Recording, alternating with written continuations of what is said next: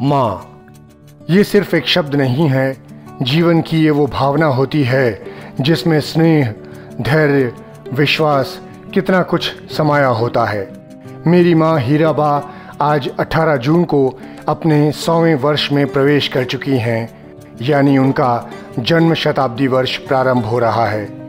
पिताजी आज होते तो पिछले सप्ताह वो भी 100 वर्ष के हो गए होते, यानी 2022 एक ऐसा वर्ष है जब मेरी माँ का जन्म शताब्दी वर्ष प्रारंभ हो रहा है और इसी साल मेरे पिताजी का जन्म शताब्दी वर्ष पूर्ण हुआ है। माँ हीराबा के जन्मदिन के मौके पर प्रधानमंत्री नरेंद्र मोदी के ये शब्द भावुक करने वाले हैं। पीएम मोदी की माँ हीराबा 18 जून को अपने 100वें वर्ष में प्रवेश कर गईं। इस अवसर पर पीएम गांधीनगर पहुंचे। उन्होंने अपनी माँ के पैर पखारे और उस पानी को अपनी आंखों से लगाया। प्रधानमंत्री मोदी की मां ने भी जन्मदिन पर मिलने पहुंचे बेटे का मुंह मीठा कराया और आशीर्वाद दिया। पीएम ने अपनी मां के जन्मदिन के खास मौके पर एक ब्लॉग भी लिखा है। इस ब्लॉग में उन्होंने मां से जुड़ी अपने बचपन की यादों को साझा किया है।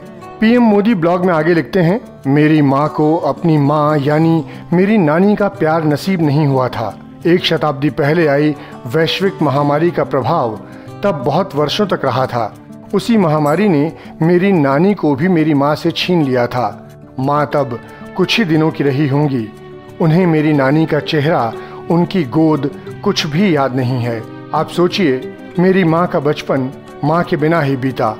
वो अपनी माँ से जिद नहीं कर पाईं, उनके आंचल में सिर नहीं छिपा पाईं। माँ को अक्षर ज्ञान भी नसीब नहीं हुआ। उन्होंने स्कूल का दरवाज़ा भी नहीं देखा। उन्होंने देखी तो सिर्फ गरीबी और घर में हर तरफ अभाव। इस ब्लॉग में पीएम ने अपने बचपन के दिनों को याद किया। उन्होंने ब्लॉग में आगे लिखा, मेरी माँ बचपन में ही बड़ी हो गई थीं। शादी के बाद भी उन्होंने अपनी सारी जिम्मेदारियां बखूबी निभाईं। वडनगर के जिस घर में हम लोग रहा करते थे वो बहुत ही छोटा था। उस घर में कोई खिड़की नहीं थी, कोई बाथरूम नहीं था, कोई शौचालय नहीं था। कुल मिलाकर मिट्टी की दीवारों और खपरेल की छत से बना वो एक 1.5 कमरे का ढांचा ही हमारा घर था। उसी में माँ, पिताजी, हम सब भाई बहन रहा करते थे। उस छोटे से घर में माँ को खाना बनाने में कुछ सहूलियत रहे, इसीलिए पिताजी ने घर में बांस की फट्टी और लकड़ी के पटरों की मदद से एक मचान जैसी बनवा दी थी। वही मचान हमारे घर की रसोई थी। माँ उसी पर चढ़कर खाना बनाया करती थीं और हम लोग उसी पर बैठकर खाना खाया करते थे।